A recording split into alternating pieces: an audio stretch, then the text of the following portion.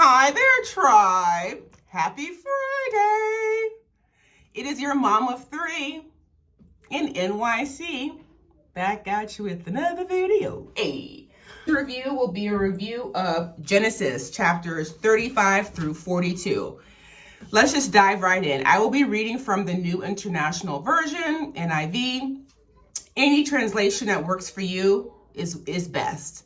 And if you're just along for the video, come on, let's get started, guys. All right, so in chapter 35, God tells Jacob to go to Bethel, to settle there, and to build an altar to him. So Jacob tells his household to get rid of all the foreign gods. He buries them under the oak tree at Shechem. There's a change of clothes. It also mentions that Rebecca's nurse Deborah dies. God changes Jacob's name to Israel. And then his promise to him, which I want to read out loud in verse 11. God said to him, I am God Almighty. Be fruitful and increase in number. A nation and a community of nations will come from you, and kings will come from your body. It's beautiful. The land I gave to Abraham and Isaac, I also give to you, and I will give this land to your descendants after you. Then God went up from him at the place where he had talked to him.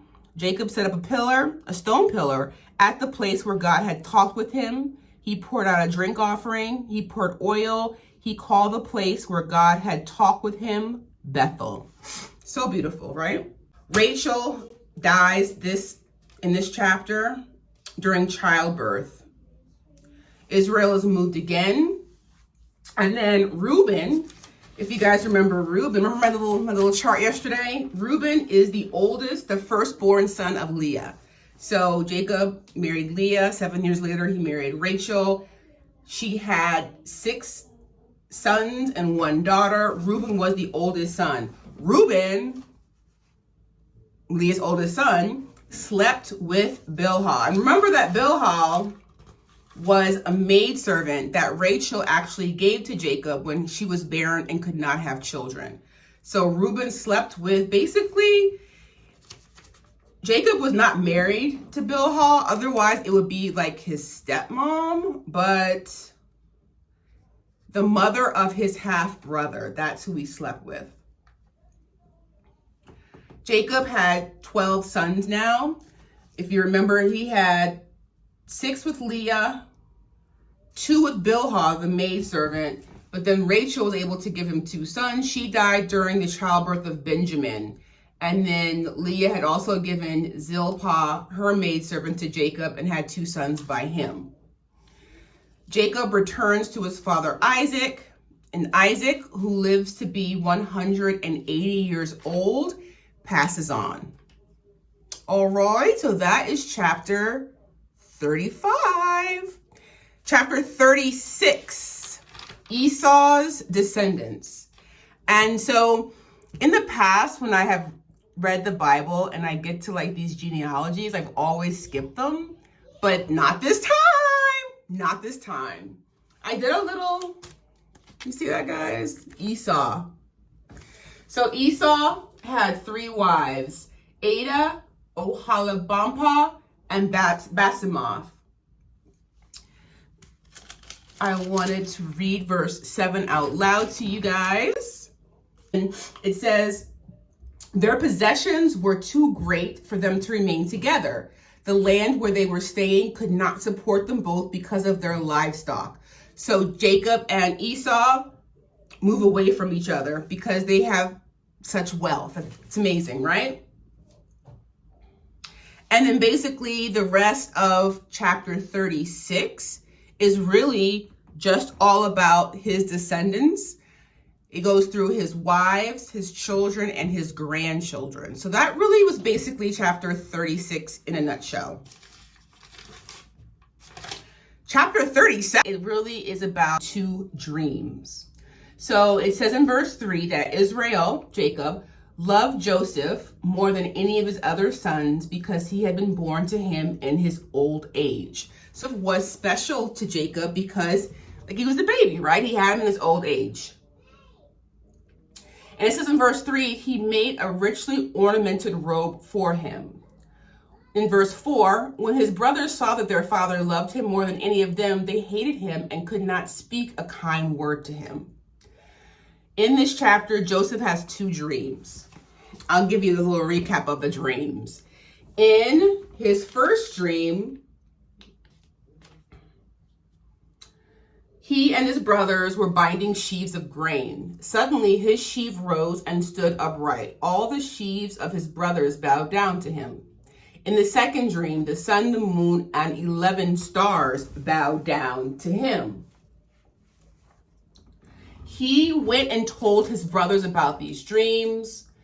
It says they hated him all the more. So not only does their father love this baby brother, he adorns beautiful gifts. He had a robe made, but now this younger brother is telling him about these dreams in which they're bowing down to him. In verse 8, it says, his brother said to him, do you intend to reign over us? Will you actually rule us? And they hated him all the more because of his dream and what he had said. In the second part of chapter 37, Jacob sends Joseph to check on his brothers who are tending flock. It says in verse 14, go and see if all is well with your brothers and with the flocks and bring word back to me. So Joseph went, I'm looking for my brothers. Can you tell me? They've moved on from here. The man answered, I heard them say, let's go to Dothan. So Joseph went after his brothers and found them. They saw him in the distance and before he reached them, they plotted to kill him. Here comes that dreamer, they said to each other. Come now, let's kill him and throw him into one of these cisterns and say that a ferocious animal devoured him. Then we'll see what comes of his dream. So not only is it a little brother, right? The little brother is beloved by our father. You tell me about these dreams that you're having in which we serve you, and now you're coming to check up on us? When did you do that at? And so they're jealous, obviously. And so Reuben is the oldest brother, the firstborn of Leah. Reuben heard this. He tried to rescue him from their hands. Let's not take his life, he said. Don't shed the blood. Throw him in the cistern in the desert, but do not lay a hand on him. And Reuben said this to rescue him from them and then take him back to the father.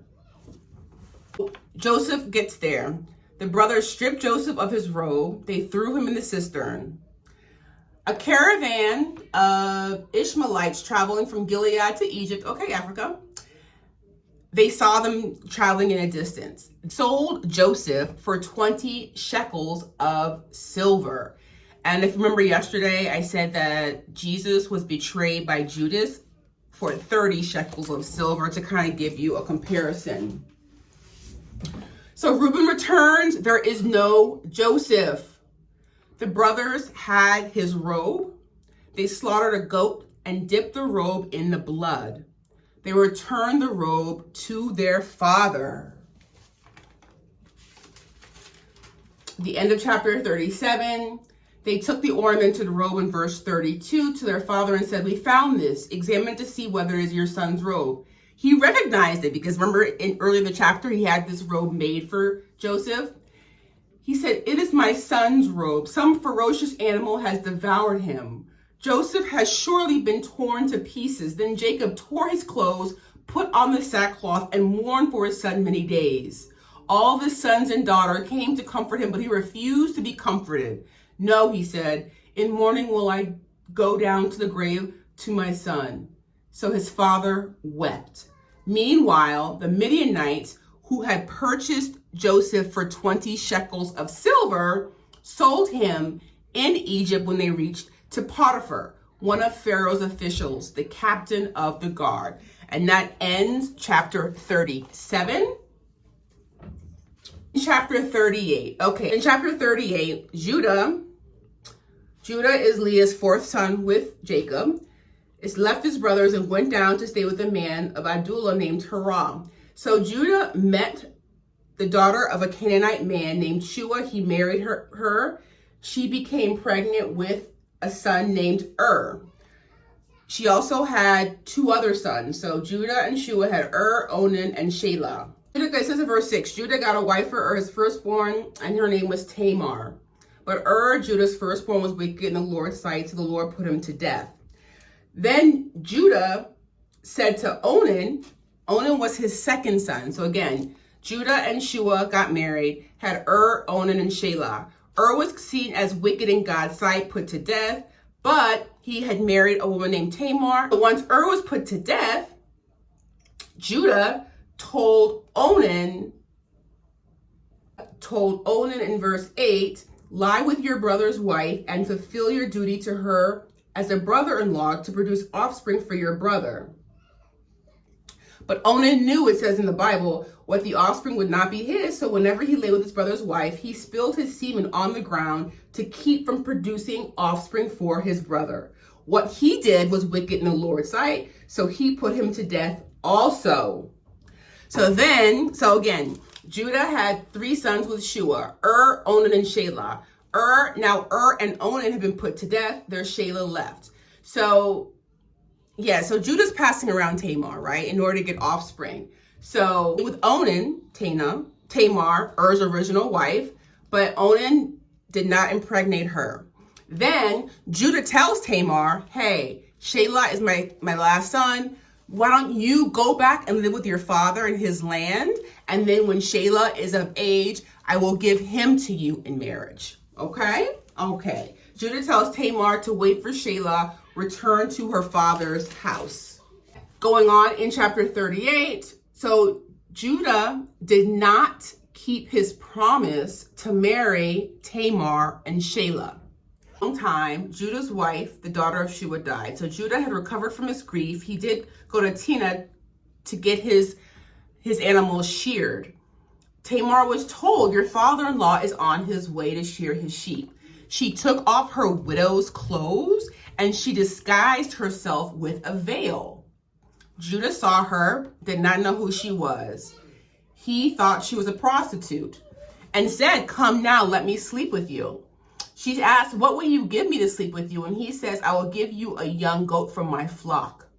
Will you give me something, in verse 17, as a pledge until you send it, she said. He said, what pledge should I give you? She said, your seal and its cord and the staff in your hand. So he gave them to her. He slept with her, and she became pregnant by him. After she left, she took off her veil and put back on her widow's clothes. Meanwhile, Judah sent the young goat by his friend in order to get his pledge back from the woman. And so in my notes, it said that, so he promised her a young goat. She wanted a pledge from him. The cord was a wrap with which you covered yourself with. It was a custom-made article of clothing. The seal was a signet ring, a stamp to identify Judah's property.